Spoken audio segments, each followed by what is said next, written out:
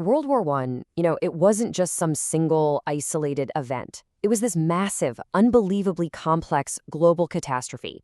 So today, what we're going to do is piece together this incredible puzzle of how an entire continent, and then pretty much the whole world, stumbled into one of the deadliest conflicts in all of human history. Let's dig in and figure out how it all went so wrong. It really all boils down to this one almost insane question. How does a single bullet, fired in a city most people at the time had never even heard of, manage to ignite a fire that just burns through entire empires and kills millions upon millions of people? Seriously, how does that happen? Well, that's the central question we're going to answer today.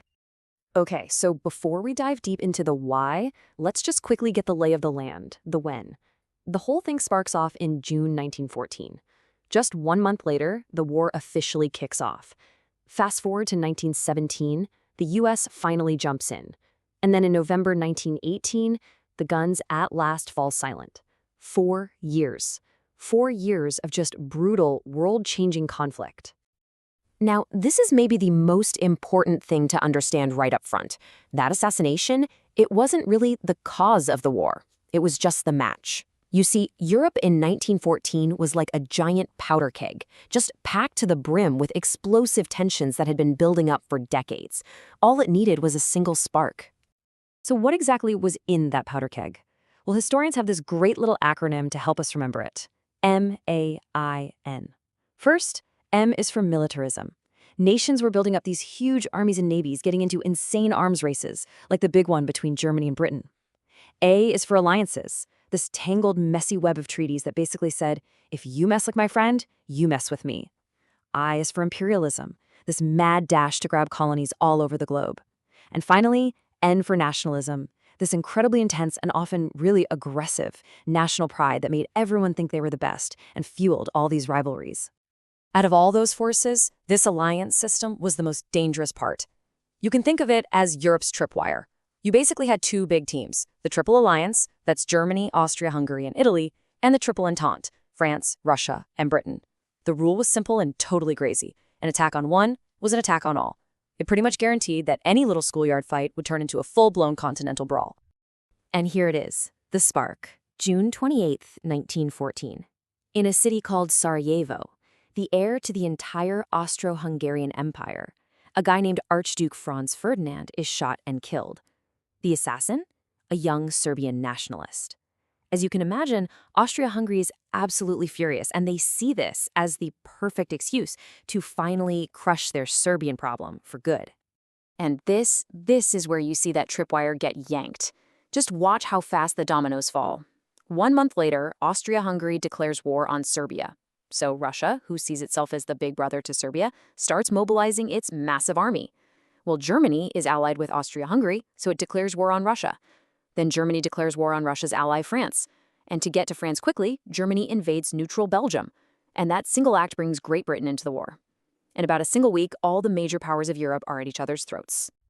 And just like that, the political games are over, and the real fighting begins. The world is plunged headfirst into an inferno, and the conflict very quickly splits into several major battlefronts. The war wasn't the same everywhere. Not by a long shot. Over on the Western Front in France and Belgium, it just bogged down into this brutal, horrific stalemate. We're talking about trench warfare. Millions died trying to gain just a few yards of muddy, shell-shocked ground. But over on the Eastern Front, the fighting was much more fluid, more mobile. Germany won these massive, decisive victories against Russia, which, by the way, ended up helping to trigger the Russian Revolution. This quote just nails the feeling on the Western Front. Futility. That's the word. I mean, think about it. At battles like the Somme, you had over 1 million casualties. 1 million dead or wounded men. For what? A few miles of mud. The cost in human life for basically no strategic gain is just staggering. It's almost impossible for us to even wrap our heads around today. Now, for 3 long years, the United States stayed out of it. It was Europe's war. But that all changed in 1917. What happened? Well, a couple of things. The big one was Germany's policy of unrestricted submarine warfare. They were just sinking any ship they found, including passenger liners. And then came the infamous Zimmermann telegram. This was a secret message where Germany tried to get Mexico to attack the U.S. in exchange for getting back Texas, New Mexico, and Arizona. Yeah, that was the final straw. The arrival of fresh American troops really did help turn the tide, but by then, the cost of the war was it's beyond words. In total, the conflict left over 16 million people dead. And on top of that, another 20 million wounded, so many of them maimed and scarred for life. The sheer scale of the human suffering is almost impossible to comprehend. So on November 11th, 1918, an armistice is signed and the fighting finally stops. But here's the thing. Ending a war and actually building a lasting peace, those are two completely different things. And the treaty that followed was so deeply flawed that, in many ways, it just planted the seeds for the next, even bigger conflict. That peace treaty was called the Treaty of Versailles. And let's be real, it was designed to punish Germany. End of story. It had a war guilt clause that forced Germany to accept 100% of the blame. They were ordered to pay crippling financial reparations. Their military was basically dismantled. No tanks, no air force. And they lost all their colonies and huge chunks of their own territory in Europe. This wasn't a peace meant to heal. It was a peace meant to humiliate. The war's impact didn't just stop when the guns fell silent. Oh no. Its consequences, its long echo, would reverberate for decades, completely redrawing the map of the world and reshaping society itself in ways no one could have predicted. I mean, just look at this. The old world order was absolutely shattered. 4 massive, centuries-old empires, the German, the Austro-Hungarian, the Ottoman, and the Russian, they all just ceased to exist, gone, wiped right off the map by the war. And out of the ashes of those dead empires, a totally new world order started to take shape. New countries like Poland and Yugoslavia were created, often with really messy borders.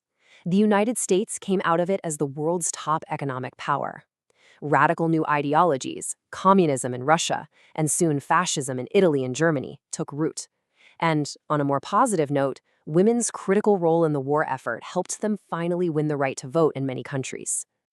And this right here, this is the war's most haunting legacy. That deep resentment created by the Treaty of Versailles, especially in Germany, it never went away. It just festered. And it was eventually exploited by guys like Adolf Hitler. So the Great War, the war to end all wars, it didn't do that at all. It just set the stage for an even deadlier one, just 20 years down the road. So let's end with this one thought. The Great War toppled empires. It created new nations. It changed society forever. But when you really look back at those MAIN causes we talked about, militarism, alliances, imperialism, nationalism, did the war actually solve any of them? Or did it just shuffle the deck and set the board for the next terrible round? It's a heavy question, and it's one worth thinking about. Thanks for joining us for this explainer.